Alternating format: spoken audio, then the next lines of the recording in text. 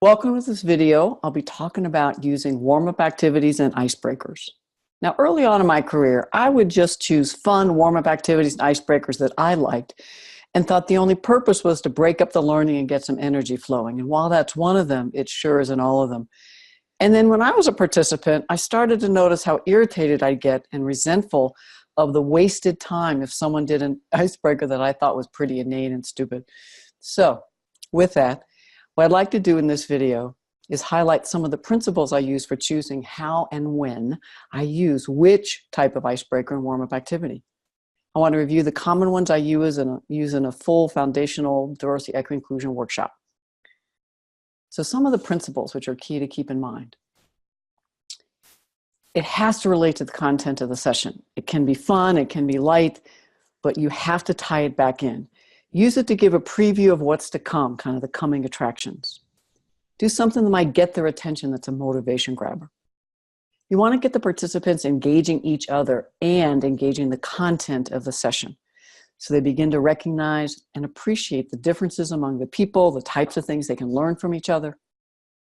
And I want to encourage you to intentionally choose ones that set the tone, that advance the learning, advance engagement, bravery, authenticity, that really gets people begin to trust the learning process, trust themselves, trust each other.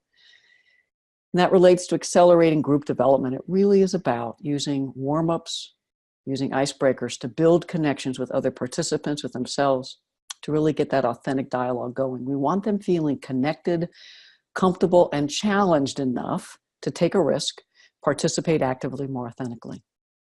And I believe people generally appreciate the chance to get to know others.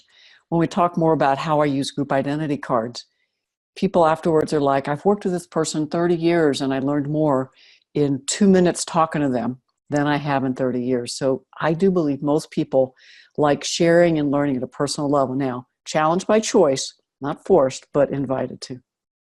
You want to do activities that mix people up, breaks down the cliques. You might, in your groups, have people from different units that have tension, territoriality dynamics. So as people get to know each other, build relationships, it could help with the long-term work of that. You also just really want to increase the energy and the momentum in the room. And activities that serve as a clearing technique. What I mean is when people come to the workshop, they're still thinking about everything outside that's been going on. And so these sort of warm-ups help them get in the room, grounded, present, focused. And if you use similar type of activities as a clearing technique during an icebreaker later on, it can help the participants shift their attention from what you were talking about to the next topic. And again, get the blood moving. It's important to increase awareness about what is the gap between where we are and where we need to go.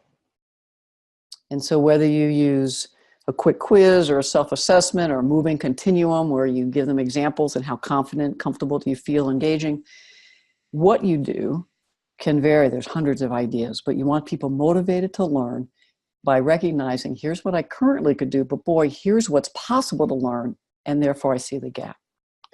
And you've heard me already, nothing is wasted. Everything's intentional because you want to show the participants that you value their time.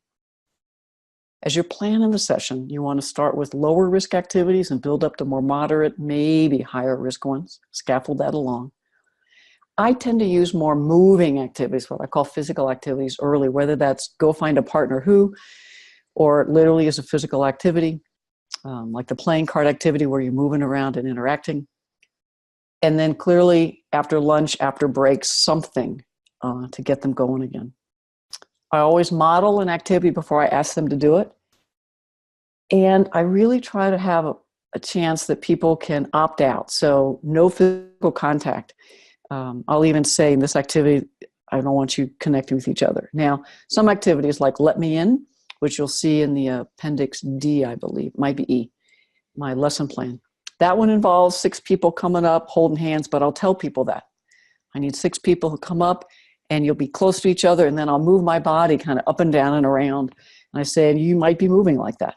And I said, and others, we need people really observing these dynamics, and a few others, I need you participating also. I like to encourage fun, laughter, playtime to show that, yes, this is critical, serious information, and we have to have a balance. so that people can learn. And I want to vary group memberships and the size of the group. I use a lot of pairs, dyads, triads. Those are groups of 3. So let me show you some of the actual warm-up activities and how I vary the sizes in different ways. I get people into different groupings. And you'll see this when you look at the webinar. That is a part of week 4. But I get people to go greet till you hear the chime, and I'll give them maybe a minute or so. And I say, go find 5 people. This is a quick hello. It's not tell me your life story. And then find your high five buddy. Now I let people know you can do air high five. So I'll pick someone out near me and we'll do an air high five. So we don't even touch each other. We just kind of hands pass. Then I ask if they're willing to touch. I'm like, yep. So we'll do an elbow high five, a hand high five, or a nod high five. And be creative. There can be other kinds of high five that don't involve touching.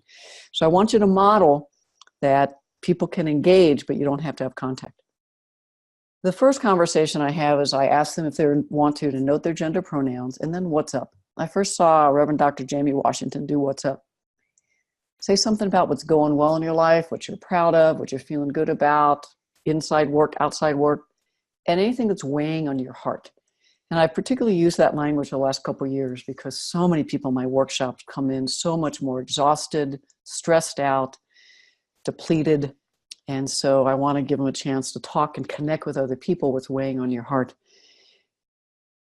Every once in a while, if I have a group that is relatively new or in resistance, meaning new to diversity, equity, inclusion, and the organization is early, or there are a lot of lower level individual contributors that don't quite see their connection, then I'll actually have them do that. How is what we do related to what we're doing in equity inclusion work? So how is your role connected to creating inclusive environments, accelerating success of everyone we serve, everyone we work with? And I might have 1 or 2 people answer that question in the large group so that people get what we're going for. And then I'll have them in their high five buddies, share that, and we'll hear 4 or 5 of those out. Just really getting people to realize they might work with people who work with people who work with people who serve customers.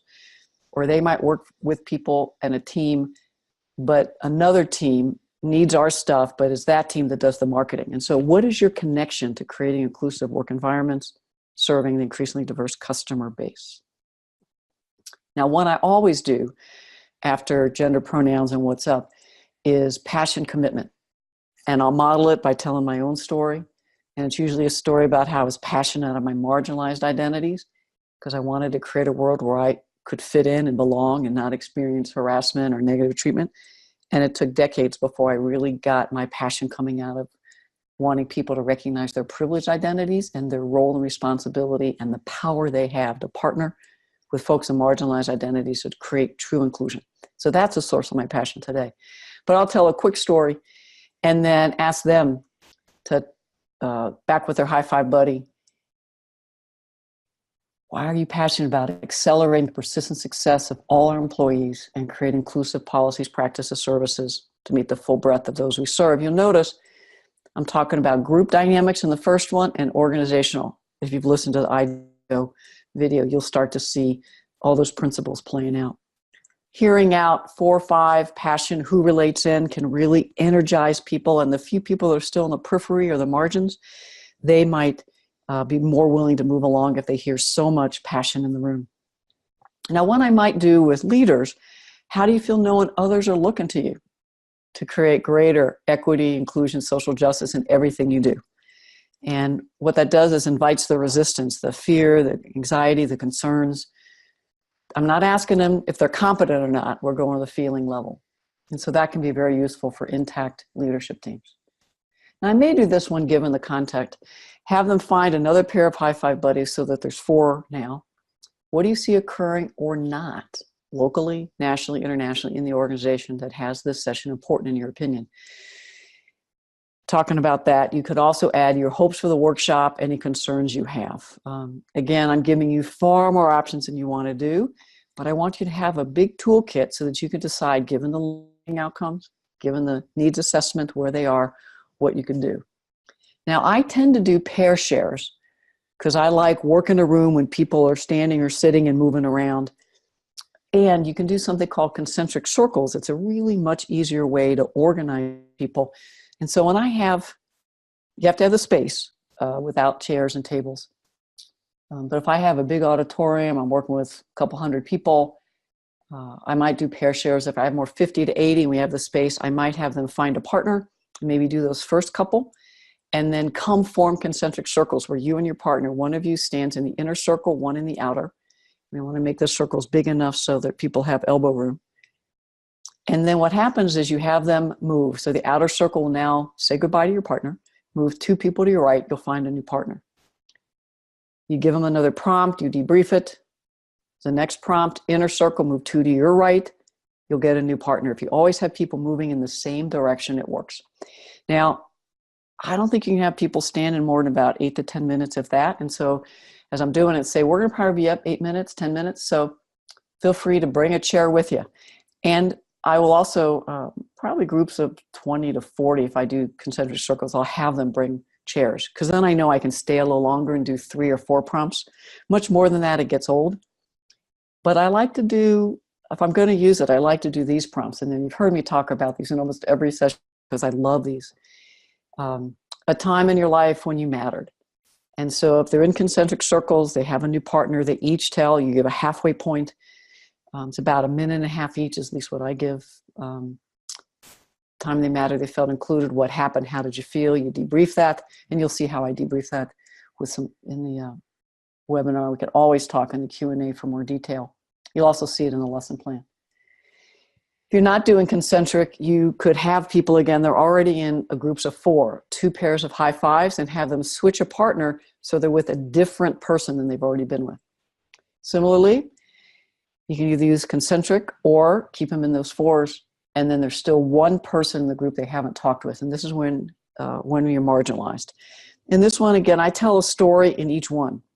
Whenever you have people do things, you always model it.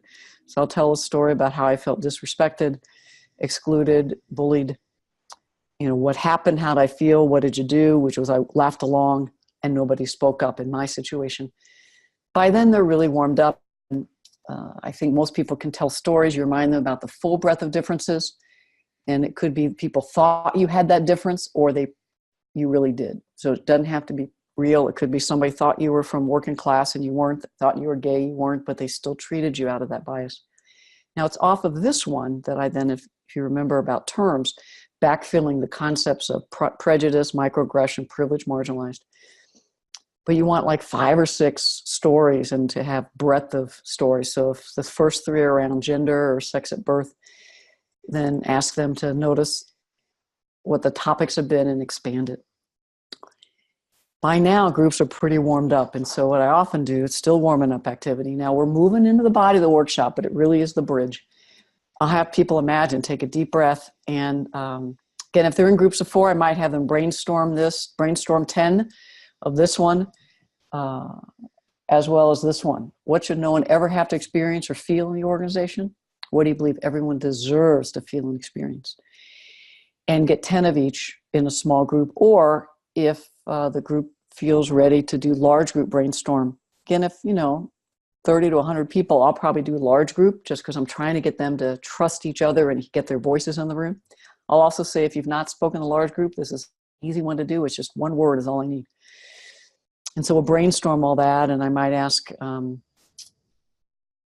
one should ever experience when people feel those things, how much productivity, how much engagement, how much customer service. And when people feel all that they deserve and they have positive experiences, how does that impact performance, morale? And so they begin to get more of the business case with this. And then I'll say, this is how you could talk about equity, inclusion, social justice. Now, again, you saw how you can define the terms differently, but you can also just say, these are the 2 questions that you can ask your teams, and that'll give you a flavor of what's the quality of a work environment you want to create. Sometimes I go to this next one, and this is where I have people talk about privilege. Talk about a group you used to have some bias, discomfort, assumptions, prejudice towards, and something happened and you shifted your attitudes to create greater understanding, maybe even acceptance. It's still early. We haven't quite gotten to all of the beginning of the body of the workshop, but I'm trying to show them that they have shifted. It is possible to shift. And then I ask, what helped you shift? And I get them back with their high five buddy, because this is a moderate to high risk. Again, I'll tell a story or 2. I'll talk about the time I had bias and prejudice that people were transgender and gender nonconforming. Or I can talk about how I really had missteps and ableist attitudes towards people with disabilities. And so, again, if I have a full day and the group is a little more advanced, I might quickly tell both of those to get people more honest and more authentic. And then I use a graphic to just kind of lighten the mood. Shifts happen, you're the key. And I'll say, if we're not paying attention, shift, but without the F happens too, so we have to be paying attention. It's a light humor.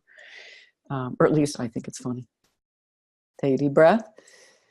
Now, other ways to do warm-up activities and icebreakers is always to have a strength-based approach if you can. And so you start with sharing strengths, successes, productivity, and then you can explore the gaps, the unproductive dynamics.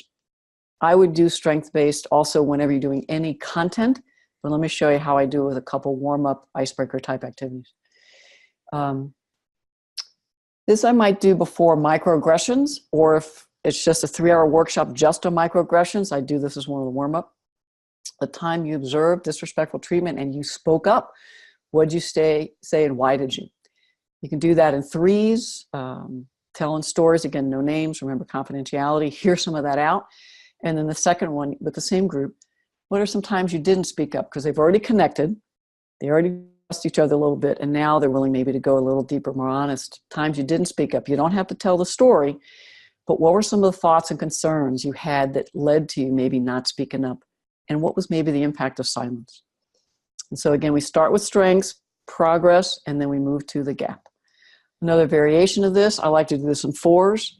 Again, I might do this with leaders or inclusion change teams, ways you're already including issues of diversity, equity, inclusion, infusing it into your work.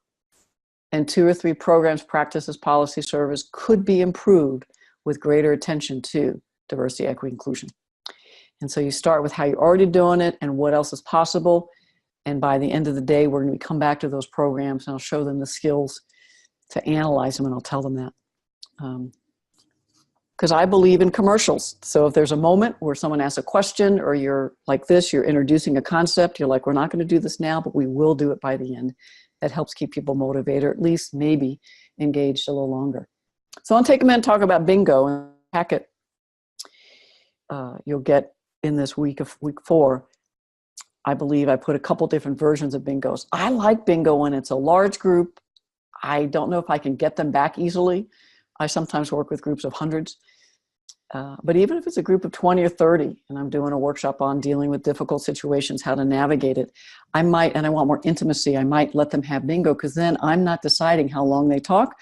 I give them 12, 15 minutes to complete 6 bingo prompts, and they get to decide how long they stay. Introverts, I think, really, even though bingo is a lot of energy, I think they like this because they get to decide how long they stay with someone. And you'll use prompts that's an overview of the session and the content. And again, it offers the opportunity for meaningful engagement. So let me show you the directions, then I'll show you a bingo sheet. Find somebody you want to talk with, choose a topic, one of the squares. I usually do 6 squares. 9 feels overwhelming unless, well, I'm down to 6. Sometimes I've only done 4 given time. Sign each other's sheet and then go find a new person and a different topic. So you have to talk to 6 different people, 6 different topics, and only then can you yell bingo. And of course, I'll have the group yell bingo. Now, I used to give out prizes. I have these places I get buttons, kind of with social justice, inclusion topics on them. And so I used to yell bingo, come get a button, and then go keep helping people win. Now I just have people win to get a little bit of the competition out of it because I do want them to have engaged conversations. So you make a sheet of paper, and what I did is I just took some of those prompts we talked about earlier, and you just put 1 in each one. So these will look familiar. Other ones I'll do if the group is a little early on. It might be 10 ways you're similar and different from each other. So they have to find those. Talk about how far we've come, how far we need to go as an organization. Characteristics of an unproductive team. Characteristics of a productive, inclusive team. A time you learned about difference. A type of difference that you hadn't understood before. So that's similar to the time you used to have some bias discomfort, but that can be challenging to a group that may not be ready. And so this one, a time you learned about a difference you hadn't understood, is a gentler, lower risk way to do that. What I'm trying to show you is you can use bingo, many different kinds of prompts. So instead of concentric circles or share pairs, You can do some in bingo, and then maybe some more intimate where you have them in share pairs. Now, all the principles we talked about generally apply to icebreakers, but I want to show you a few more principles that further along in the workshop, after we've warmed people up and I want to get energy moving. Every time you do an activity, make sure you process the key points to show the relevance. And the body, in my opinion, can only withstand so much seat time. I have in my notes from 30 years ago, 30 to 45 minutes. I'm not sure it's that much anymore. Clearly, I don't think people can listen to an input. Well, listen, how are you doing? We're probably 15 minutes in. I hope you know you can stop the videos at any point, stretch, move around, come back to it. But when you're in a session, it's hard to do that. And so I try not to have too much verbal, and or if I'm the one giving the verbal, clearly no more than a couple minutes, hopefully before they're doing something with that information. I like to give people permission to be playful and have fun. And so I'll say this is serious, important, life-changing work we're doing, and we have to deal with our stress and our emotions. And so sometimes kind of doing an icebreaker can give us some balance. I always try to avoid any kind of public embarrassment and always give people the chance to volunteer to participate or volunteer to observe.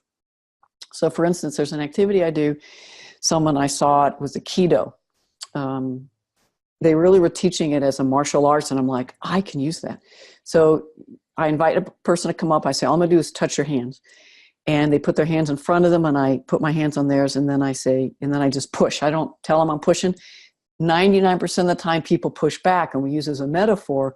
When we say something and someone's triggered, they may push back, and if we both are pushing at the same time, we have conflicts. You can use this metaphor many different types of workshops around equity inclusion. But I'll show it, and then I'll say, okay, now push. And what I'll do is I'll kind of duck under their arm, and I'll end up doing a quick dance, and I'll do some swing activities with them. So most of the group was watching, but I gave the person a heads up that we're going to be touching each other, and I might even say there'll be some movement. It's an activity that you can also have people do sitting down. So once I demonstrate it, sometimes, especially if I'm doing difficult situations, I'll have people at least push against the other person. So you feel the tension. If my gut says they'll do it and they're trainers, I'll get them up and actually do the activity. But I always say, if you want to observe us doing it, or if you're like, I just cannot stand up anymore, I'm too tired. So I give people a pass. It's always participation by choice, challenge by choice, particularly in self-disclosure activities. Let people know on the slide what we're going to be talking about in this icebreaker, in this activity. And if you want to pass, if we're in a table and I'm having you go around the table and say something, you can pass, we can come back to you or not. All right. Always be extremely aware of the mobility dynamics. I already talked in an earlier one about finding out if people have different disability dynamics. You're watching the group all the time. And at any point, be ready to shift the icebreaker to make it inclusive or to make sure people can just watch and observe if they don't want to participate for whatever reason. Just a few more. I love doing a few visualization, relaxation activities, but don't do that or an input piece, kind of a short lecture after a meal late in the day. Because I think people's attention span is shorter then. And so it might be important to keep it moving even a little faster towards the end of the day with a few more icebreakers, a few more mind teasers. But please make sure all your stories, examples, jokes, analogies are relevant, in good taste, and free of bias. And we'll talk a bit more about this too in a future video. And now if you want more examples of icebreakers, you'll see my favorite ones in Appendix D. But I want you to research them online, talk to your colleagues, every workshop you're in, see what other people do, maybe change a little bit, give it credit, give them credit if you know it's their original work. But there's so many of these icebreakers that have been in books and passed down or online for at least 4 decades since I probably started learning about this in grad school. And so just keep staying open. I like to carry a list with me of some that I hadn't planned just in case I need something else. Not only physical icebreakers, but some mind teasers. Because any activity, I might skip it in the moment, but I can use it 2 hours later with just a different twist. But if I'm feeling a little stressed, it's easy to look down and listen, oh, change 5 things. Oh, make a machine. Yep, that will work right here. My favorite mind teaser, it's in the packet. I learned this with someone. I have people say hop 10 times, hop, hop, hop, hop. And then you yell out, what do you do at green light? and most people yell stop. I have them yell white 10 times, then ask, what do cows drink? They'll yell milk. And then we're laughing about it. I'm like, what's going on here? And can I use it to teach about microaggressions, how easy are they to do, about bias and stereotypes that we've learned this. And if we're not paying attention, it'll come out of our mouths. You can use it a couple places easy. And then roast, R-O-A-S-T 10 times. And then what do you put in a toaster? And still people yelling toast. So I'll do this whenever, but it's towards the end of it as an icebreaker. I'll just be, give yourself some grace. We learned a lot today. Let it soak in, practice these tools. And if you don't get it right the first time, talk to somebody, learn how to do it better, and just get back in the game. Now, as you're doing all these icebreakers, all these warm-up activities, just keep learning, especially if you're new to this in the first several years, just what seemed to work with different kinds of groups and which ones you want to find out have they done recently. So I'll ask what's been the workshops they've done, and I'd like to get it, their design in PowerPoint, whoever did it, so that I can see what they did so I don't replicate. And if you're doing a series, be sure to remember and write down what you did so you're not doing the same activity. Some people give you grace, some people just be shaking their heads. It's got a couple more things I want to talk about. Activities, small group and large group, can work like an icebreaker. And so if you're intentional about your different learning methods, and you might do more right brain ones, so getting people drawing about socialization or an ideal high-performing team. Or if you have a bunch of Play-Doh and they're making objects and how those represent inclusion to them. I love doing paper bag skits, and that's where in a paper bag you give people 5 or 6 objects, and you literally can just look around the room or whatever location you are, or go outside and pick up a leaf or an acorn, and they just have to use those in the skits. It just adds a different creativity to skits, which most people groan about. Putting on some reflective music to have people journal. Again, the prompts, they could journal on their own, but adding the music gives a little bit of a stress release. Visualizations about what's possible. I love Make a Machine, where you get people in small groups and they come up with whatever machine they want, and everybody's got to somehow make it, a real one or a made-up machine. We watch each group do the machine, we guess what it is, and then you ask a question, a creativity question. How is whatever their machine was, washing machine, like whatever your topic is? So in this case, how is a washing machine like building high-performing teams? How is a popcorn maker like engaging microaggressions? So whatever the topic is, you just turn it into a creativity activity. Moving continuums, forced choice activities, work like an icebreaker, gets people moving. If you look in Appendix E, you can read about categories, let me in, and the playing card activity. All those are intentional teaching content, but you can teach that content many ways. And so look at your whole scaffolded. How much is seated, how much is verbal, and how much could people be engaging, whether it's at a table, doing something that's creative like icebreaker-ish, but it's still a small group activity. One more key piece I want to talk about is how you move people into activities can be a quick icebreaker, kind of a cleansing activity.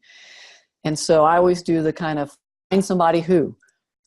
These are just some of mine. Different footwear, same color clothing, grew up at least 25 miles from you, different size thumb, favorite dessert, different kind of pizza topping, and this can be different or similar, at least 3 fewer or more years of experience than you, and completed the other page of the worksheet. And what I mean by that is, if I have a 2-page worksheet like unproductive meeting behaviors, which is an extremely powerful one, who knew when I developed it, but it is.